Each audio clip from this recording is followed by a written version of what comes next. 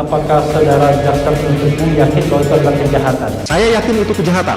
Oke, jadi terima saja. Kan saya juga tidak bisa membantah bahwa yang namanya melanggar prokes, yang namanya tidak mematuhi prokes itu adalah kejahatan. Maka bapak-bapak sekalian, yang mulia sekalian, tolong adili semua Republik Indonesia yang melanggar prokes karena itu merupakan sebuah kejahatan.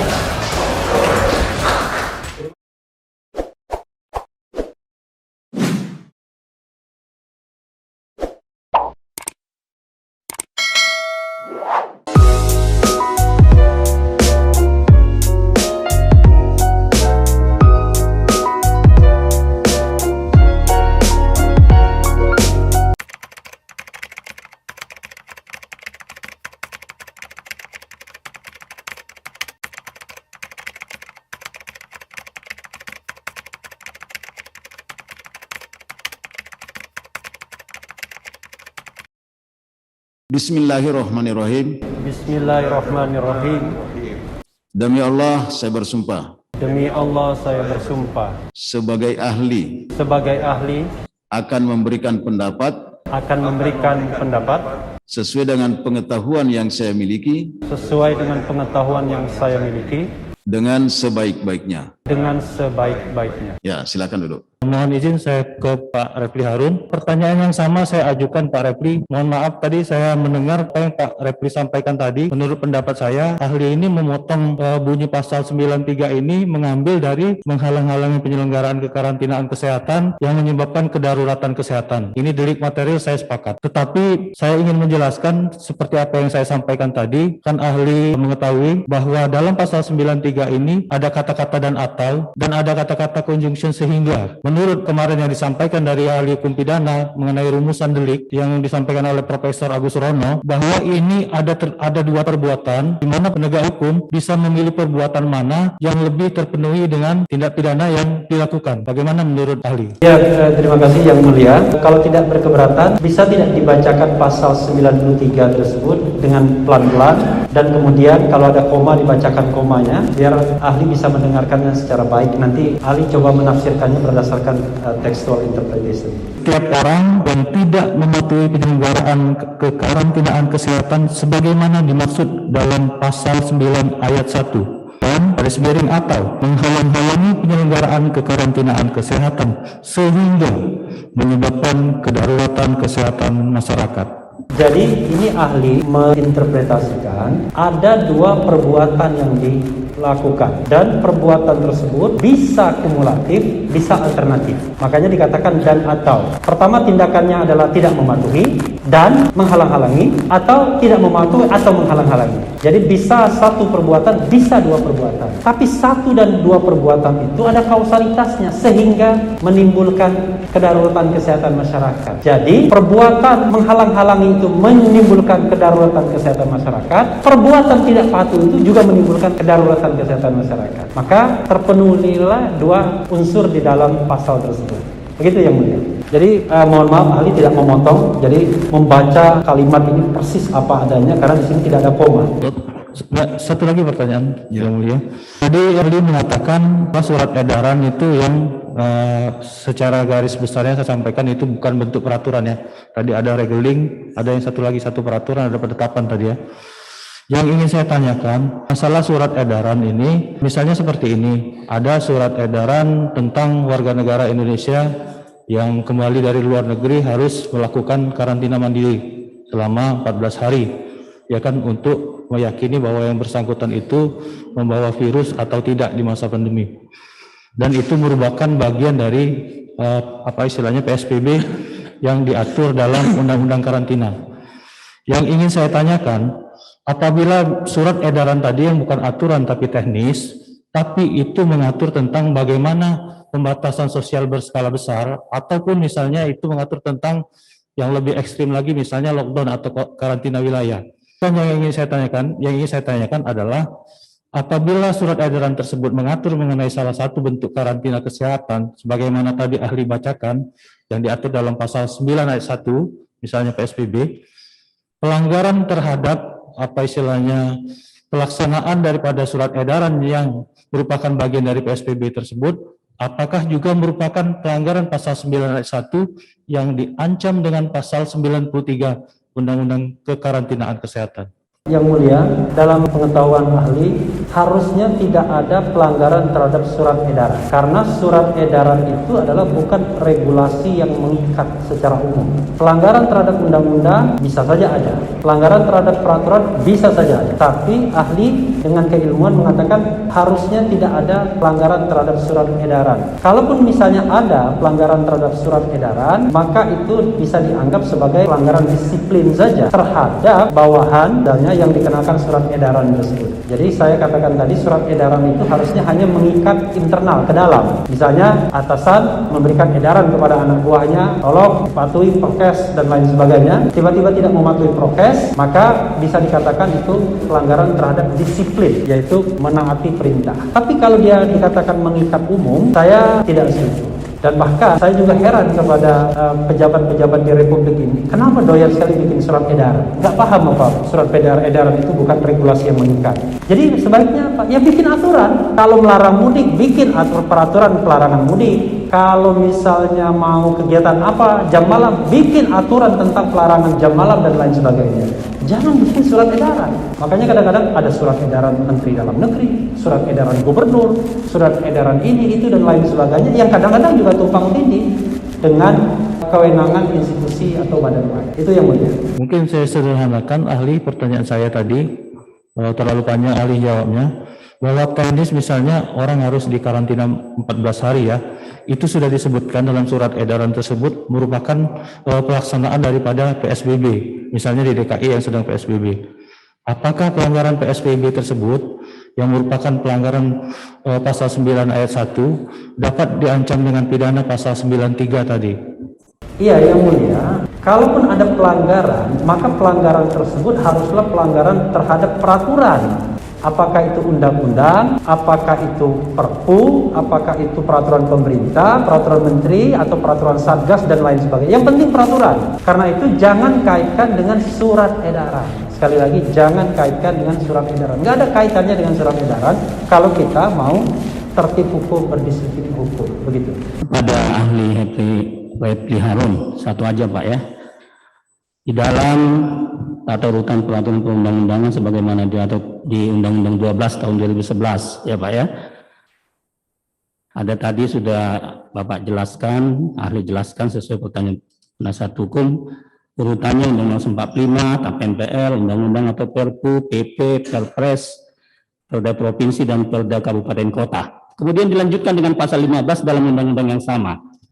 Sana dikatakan materi muatan ketentuan pidana hanya dapat dimuat dalam undang-undang, Perda Provinsi atau Perda Kabupaten Kota.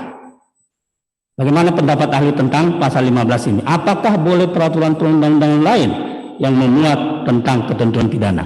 Ya, kenapa ketentuan pidana itu hanya bisa dibuat di 3 produk itu, undang-undang, Perda Provinsi, dan Perda Kabupaten Kota? Karena ini terkait dengan teori representasi. Jadi ketiga produk hukum tersebut adalah produk hukum yang concerned by the people, harus dengan persetujuan rakyat karena mengandung hukuman, baik itu hukuman badan maupun hukuman yang lain. Karena itu tidak boleh hanya satu cabang kekuasaan saja yang membuat hukuman seperti itu, tetapi tentu gradasinya berbeda. Perda tidak boleh memuat hukuman yang melebihi 6 bulan misalnya, atau denda yang terlalu berlebih-lebihan, karena levelnya hanya Perda Provinsi atau Perda Kabupaten Kota. Tapi sekali lagi ini mengangkat level perda, bahwa perda itu memang aturan yang dibuat tidak hanya karena kepala daerah tapi persetujuan rakyat. Jadi kita mengenal joint power dalam pembentukan peraturan perundang-undangan. Di level pusat itu adalah undang-undang, kemudian di level provinsi itu perda provinsi, di level kabupaten kota itu adalah perda kabupaten kota. Dan ke dalam 3 peraturan inilah sanksi pidana atau ketentuan pidana boleh dimuat dengan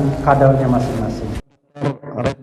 Saya tadi pada saat dokter menerangkan penjelasan pendapat-pendapat di dalam keterangannya, ada beberapa catatan. Salah satunya dokter mengatakan bahwa coronavirus sebagai suatu jenis penyakit yang menimbulkan kedaruratan kesehatan nasional. Coba ahli bisa menerangkan bagaimana pandangan ahli terkait itu. Iya, yang mulia, saya sekaligus untuk bencana nasional, maaf saya ulangi. Saya ingin mengatakan bahwa ada dua statement dari kekuasaan presiden ya dalam bentuk Kepres kalau tidak salah ya, correct me kalau saya keliru, yang menyatakan bahwa satu adalah darurat kesehatan masyarakat didasarkan undang-undang tentang kekarantinaan kesehatan. Kemudian setengah bulan kemudian Presiden mengatakan darurat bencana nasional juga. Jadi saat ini ada dua darurat yang diberlakukan di Republik Indonesia ini dengan keputusan Presiden. Nah, darurat kesehatan atau kesehatan masyarakat dan darurat bencana nasional, saya singkat darurat kesehatan dan darurat bencana saja ya, itu merupakan statement umum yang berlaku di seluruh Republik Indonesia. Siapa penyebabnya? Penyebabnya kita hanya tahu bahwa penyebabnya adalah COVID-19, Coronavirus Disease 2019. Itu penyebabnya. Tapi kalau kita kaitkan dengan pasal 93, pasal 93 itu lebih spesifik. Penyebabnya adalah orang yang menghalang-halangi tadi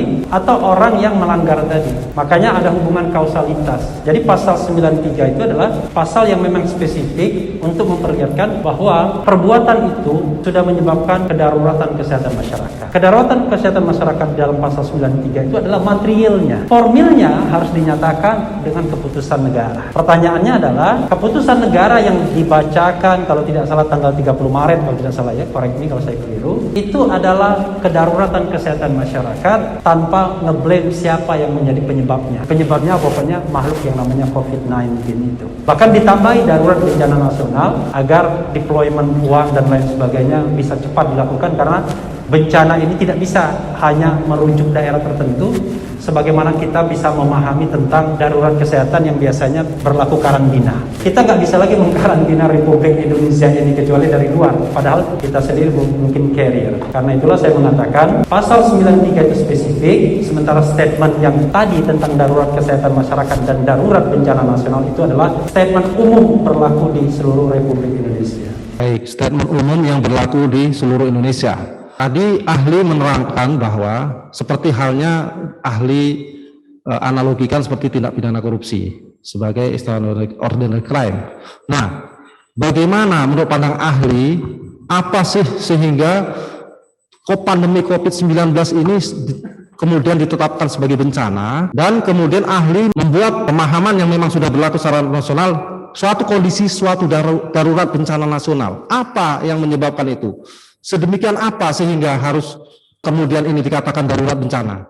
Iya, Yang Mulia, sebuah statement darurat bencana nasional, darurat kesehatan masyarakat tentu harus dilihat dengan syarat-syarat objektifnya sebagaimana diatur di undang-undang. Ya, salah satunya misalnya ancamannya, kemudian spreadingnya dan lain sebagainya. Sehingga berdasarkan fakta-fakta tersebut ada kekuasaan yang berwenang untuk menyatakan kita sedang darurat. Nah, dalam keadaan darurat itu memang kenapa perlu ada statement darurat? Karena dalam kondisi darurat, hukum-hukum normal itu bisa dikesampingkan terlebih dulu.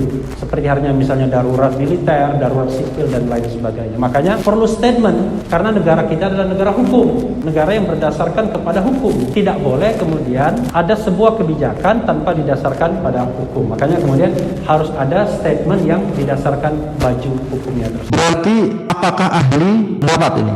Apakah dikatakan darurat itu ada suatu kondisi yang membahayakan? Sangat bahaya di situ. Benar tidak? Iya, pasti secara umum dan itu sifatnya bisa objektif, bisa subjektif. Baik, saudara ahli pernah mendengar dan bisa menerangkan dan menjelaskan kepada kami ada adagium solus populi supremalic exto. Saudara ahli pernah mendengar itu?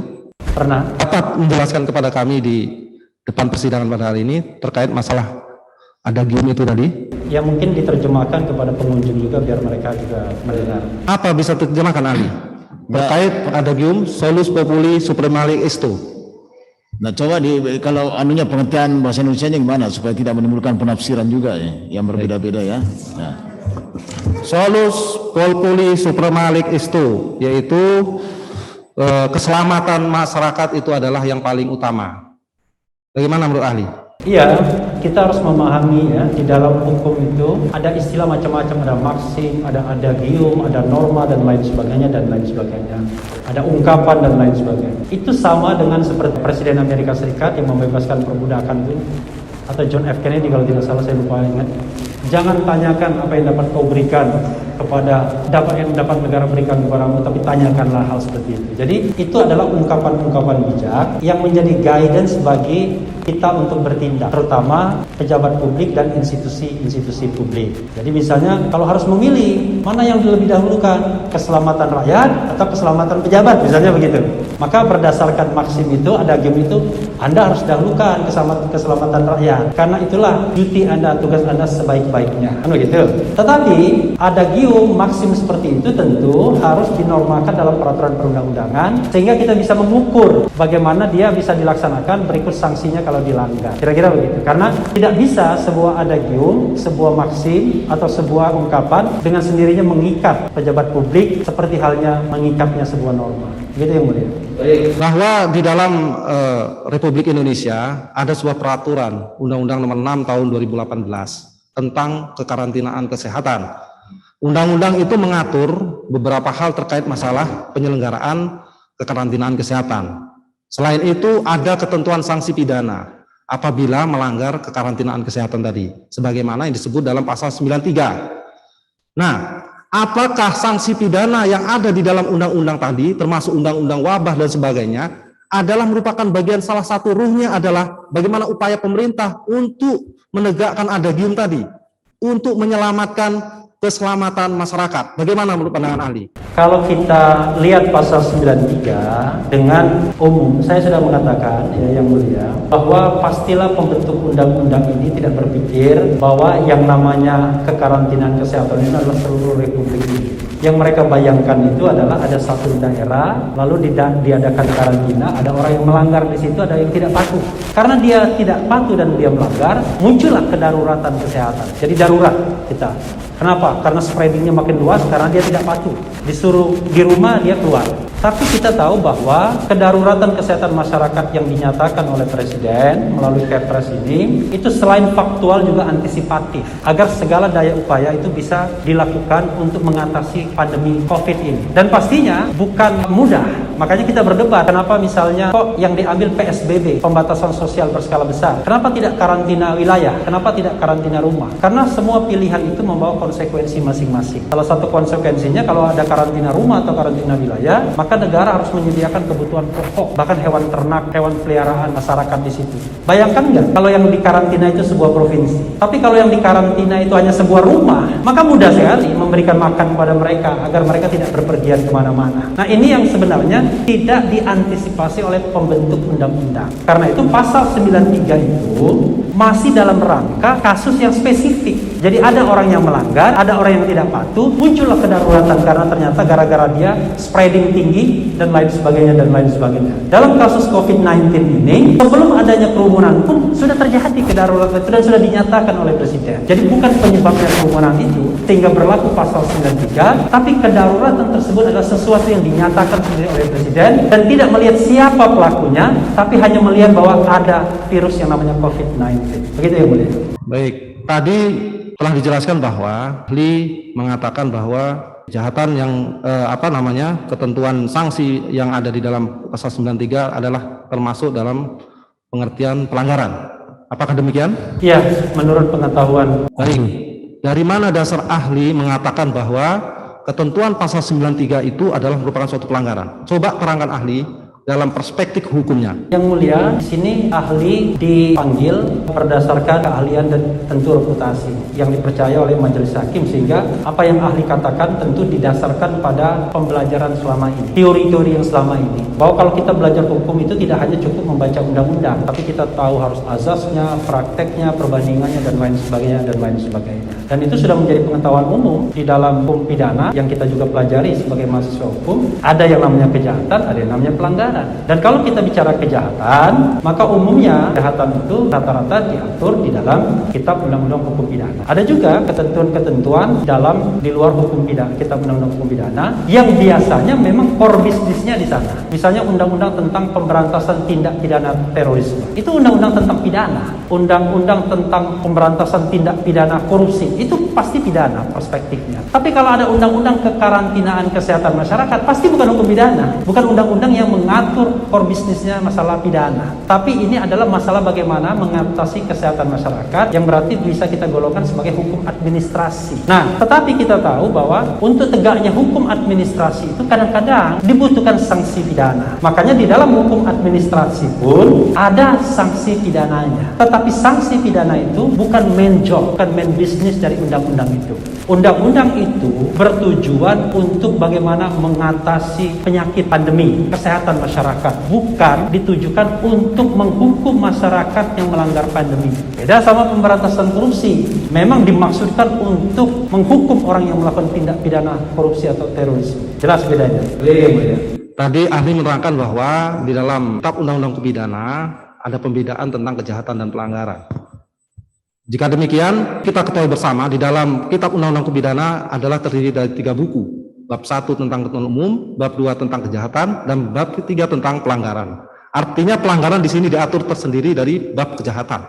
Nah, terkait dengan hal itu, saya ingin minta pendapat Pak ahli, apakah di dalam pasal 93 itu ada yang kemudian menetapkan suatu ketentuan yang menetapkan bahwa pasal-pasal ketentuan pidana yang ada di dalam, terutama pasal 93 itu adalah merupakan masuk dalam bab pelanggaran atau sebagai suatu bentuk pelanggaran. Ya, kalau begitu saya balik, apakah saudara jaksa penuntut umum yakin bahwa itu adalah kejahatan? Saya yakin itu kejahatan. Oke, jadi terima saja, kan saya juga tidak bisa membantah bahwa yang namanya melanggar prokes, yang namanya tidak mematuhi prokes itu adalah kejahatan. Maka Bapak-bapak sekalian, yang mulia sekalian, tolong adili semua Republik Indonesia yang melanggar prokes karena itu merupakan sebuah kejahatan.